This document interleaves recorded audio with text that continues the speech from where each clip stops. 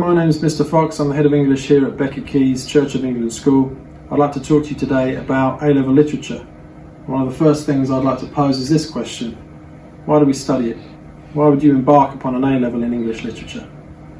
The quotation on the board in front of me here isn't from any literary critic or famous writer or poet necessarily. It's taken from the 1989 film Dead Poets Society, in which the central character, who's an English teacher, is trying to encourage a reluctant class to embrace literature, says the following. If we just take a minute to have a look at this and consider why literature is so important. We don't read and write poetry because it's cute.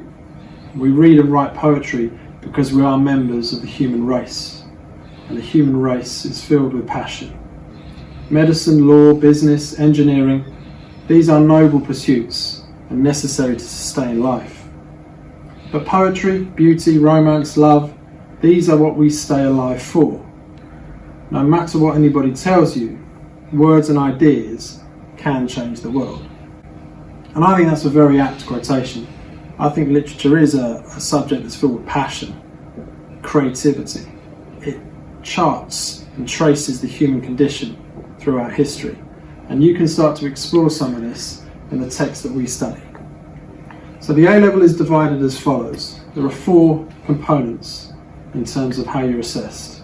3 of these are exam-based and 1 is a non-exam assessment. So firstly, in terms of drama text, this year we've decided to go with Tennessee Williams' A Streetcar Named Desire, which is a particular favourite amongst our students. And alongside that, it's paired with Shakespeare's Othello. So the obligatory Shakespearean text is there. Othello is a really gripping tragedy, my personal favourite. Again, it deals with power, race relations, gender stereotyping. Then we come to component 2, and in this exam you will study 2 prose texts, slightly different to component 1 insofar as you're required to make a comparison between these 2 novels. Our first choice, which is new this year, is Mary Shelley's Frankenstein. Again, the archetypal 19th century Gothic horror. It's a Gothic tale, a science fiction hybrid genre, and we forget that Shelley penned this when she was only a teenager herself, at 19 years of age. Alongside this we have Margaret Atwood's The Handmaid's Tale, which has probably risen in terms of popularity over the last few years given its television adaptation. And they will be compared alongside the theme of science and society. So there's plenty of discussion here in terms of context, of production, of reception, as well as authorial craft. Our third unit deals with poetry, and in this unit you'll study 18 contemporary poems from the anthology, and alongside that the heritage text, which is Chaucer's The Wife of Bath. So we're dealing with texts from across the canon, across the spectrum, but also across history, again charting their development and charting the condition of human beings. Component 4 is your non-examination assessment, in other words your coursework, and this is where in year 13, the second year of the A-level, you can really stamp your authority in your work in terms of you will pick a title, you will pick an area to investigate. We give you a core text to look at, and that's Arthur Miller's The Crucible, set against the backdrop of the Salem witch trials in the late 17th century, and again that's filled with a fascinating description of the role of man and the role of society at the time. You will choose a text based on a theme or an idea to pair that with. So in the past we've had dystopian fiction such as 1984. We might have had Bram Stoker's Dracula, looking at the power and manipulation of language. You could pair it with a text where you're looking at the plight of female characters. So that's an area of the course where students, once they've developed their written style, once they've developed their analysis, they can really get their teeth into that comparison element. And also at this point we'll introduce things like critical reading.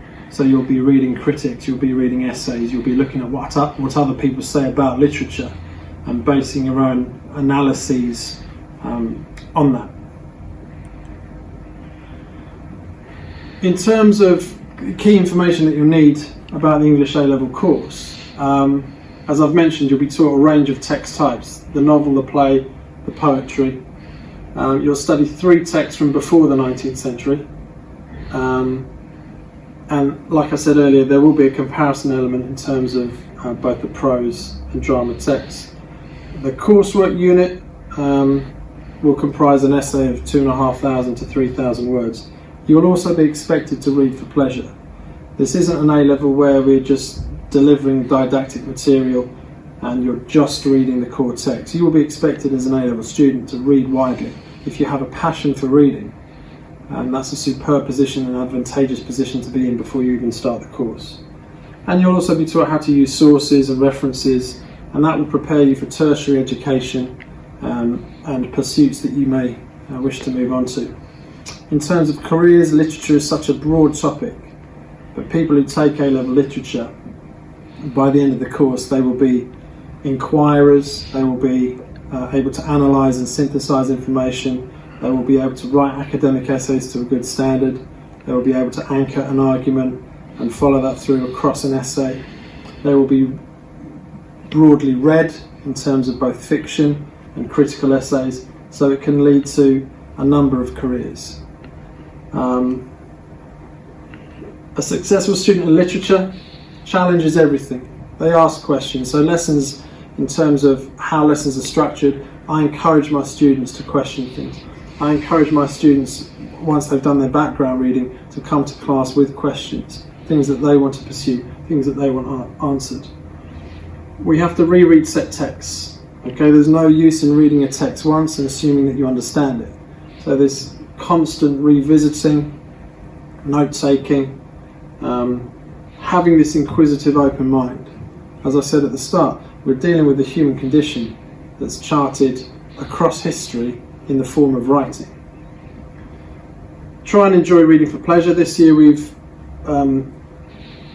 introduced a book swap program where A-level students come in and they talk about the books they're reading, they recommend texts to their friends. We're encouraging that wider kind of literacy community at Key Stage 5. You'd need to be able to take notes independently and organise your notes inside and outside of lessons. That's a prerequisite for any A-level. And if we get the possibility to do this, we would try and organise some trips out to theatres. We'd have guest speakers that come in, and hopefully we can still do those extracurricular things. And again, subject terminology, this is something we try and implement in our lessons and in classes, that judicious use of subject terminology.